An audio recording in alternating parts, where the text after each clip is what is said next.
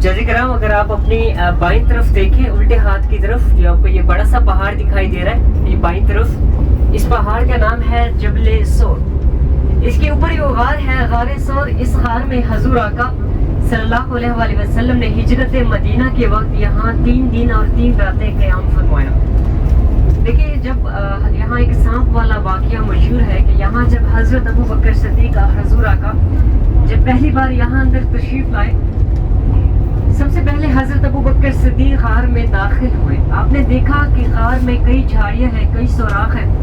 آپ نے پہلی جھاڑیاں طلق کی، اس کے بعد جہاں سوراخ تھے وہاں پر اپنی قمیض اور امامہ پھاڑ پھاڑ کر وہ سوراخ سارے بند کر دیے۔ ایک سوراخ باقی رہ گیا جہاں پر حضرت ابو بکر صدیق نے اپنا پاؤں مبارک رکھ لیا اور حضور کو اندر تشریف لانے کا کہا۔ لیکن حضور آقا جب آپ اندر تشریف لائے تو آپ حضرت ابو بکر صدیق کی گود مبارک پر سر رکھ کر سو میں چلے گئے۔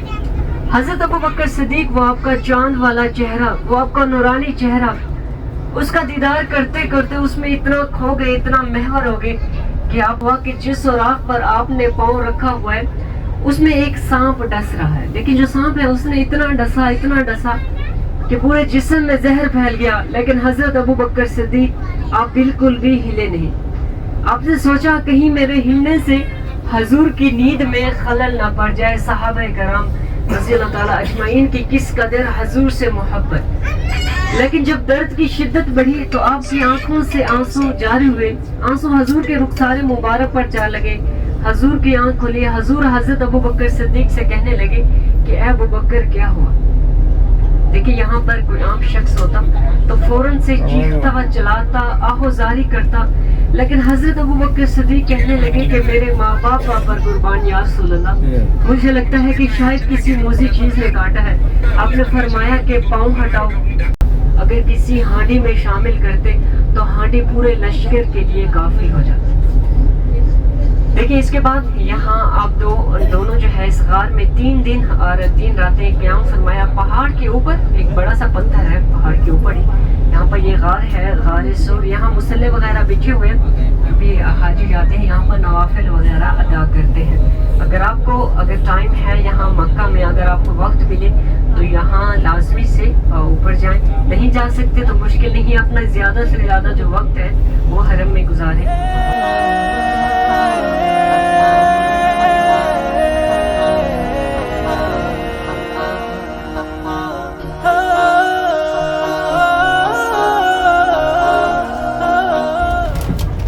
باہر تشریف لے آئیں، ابھی جبل سور غار سور کی زیارت کریں گے۔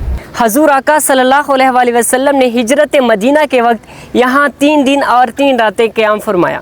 دیکھیں حضور نے ان مکہ والوں کو 13 سال تک دین کی دعوت دی تو مسلمانوں کی جو تعداد وہ آہستہ آہستہ سے بڑھی۔ تقریباً جب ہجرت مدینہ کے وقت 200 لوگوں نے اسلام قبول کیا ہوا تھا۔ اس وقت آبادی بھی بہت کم ہوتی تھی۔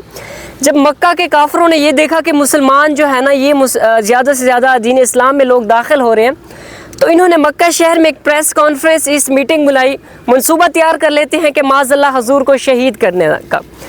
دیکھیں جب انہوں نے یہ منصوبہ تیار کر لیتے ہیں تو حضرت جبریل امین علیہ السلام رب العالمین کے حکم سے حاضر ہوتے ہیں اور حضور کو ہجرت کا حکم دیتے ہیں اور فرماتے ہیں کہ اے محمد آج رات آپ مدینے کی طرف سفر شروع کریں اور دوسرا اپنے بستر پر بھی نہ سوئیں۔ دیکھیں آپ صلی اللہ علیہ وسلم نے حضرت ابو بکر صدیق کے ساتھ یہاں آن پہنچے اس غار میں 3 دن اور 3 راتیں قیام فرمایا۔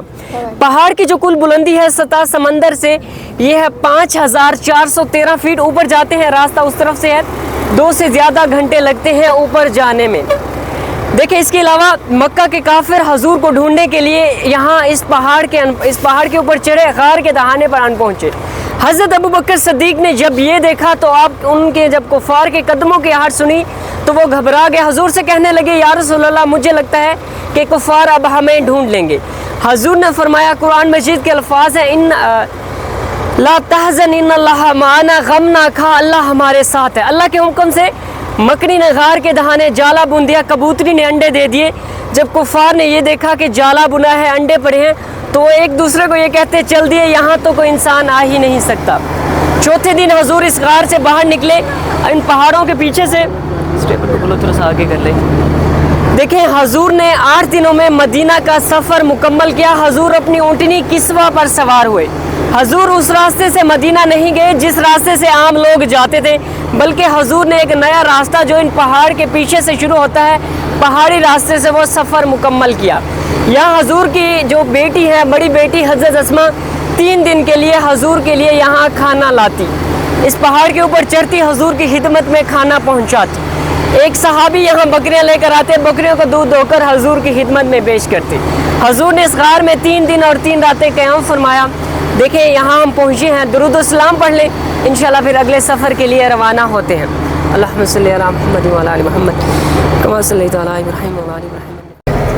جب چوتھے دن حضور اس پہاڑ سے باہر آئے تو حضور نے جو راستہ انتخاب کیا تو پہاڑ کے پیچھے سے پہاڑی راستہ ہے، جو وہ راستہ جسے عام لوگ سفر نہیں کیا کرتے، تجارت کی غرض سے ہو یا دوسرا جو مدینہ جاتے تھے جو عام راستہ، حضور نے اس راستے سے سفر نہیں کیا بلکہ نئے راستے سے یہاں مکہ سے مدینہ کی طرف ہجرت فرمائی۔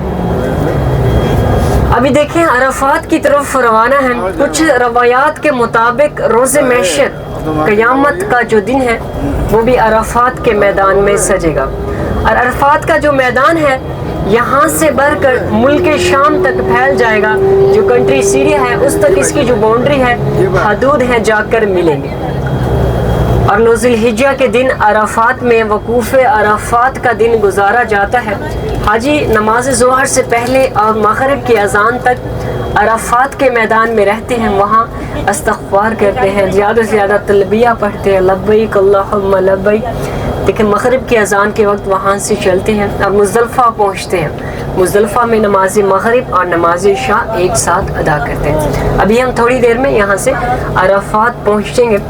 دیکھیں عرفات کا جو میدان ہے یہ حدود حرم کے باہر ہے، یعنی جو مکہ کی حدود مقرر کی گئی۔ حضرت جبریل امین علیہ السلام حضرت ابراہیم علیہ السلام کے ساتھ آئے، آپ نے مکہ کے باہر ایک 70 میخیں لگائی، یعنی 70 میخیں حدود حرم۔ یہاں حدود حرم میں کوئی کافر داخل نہیں ہو سکتا۔ باہر کی سائیڈ میں جہاں سے حدود حرم شروع ہوتی ہے، روڈز کے اوپر نان مسلم جو ناٹ الاؤڈ یا جو غیر مسلم ہے وہ اندر داخل نہیں ہو سکتے۔ آپ کو بڑے بڑے سے بورڈ بھی دکھائی دیتے ہیں، ان کے لیے علیحدہ سے وہاں پر ایک یو ٹرن یا ایک اس طرح کا روڈ بنایا ہوا ہے۔ اگر وہ اسی روڈ سے سفر کر رہے ہیں تو ان کے لیے راستہ جو ہے ایک نیا بنایا گیا ہے۔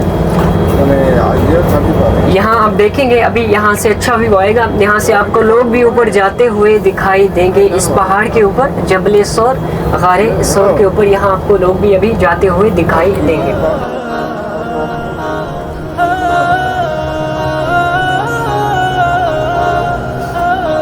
اگر آپ اپنے رائٹ سائڈ پہ دیکھیں، دائیں طرف دیکھیں تو آپ کو یہ اوپر کی سائڈ پہ جو پہاڑ دکھائی دے رہا ہے رائٹ سائڈ پہ، دیکھیں لوگ بھی اوپر جاتے ہوئے دکھائی دے رہے ہیں۔ یہاں اسی سائڈ سے روڈ کی کنسٹرکشن بھی ہو رہی ہے، آئندہ 3 سال 4 سالوں میں اوپر ٹیکسی بھی جایا کرے گی۔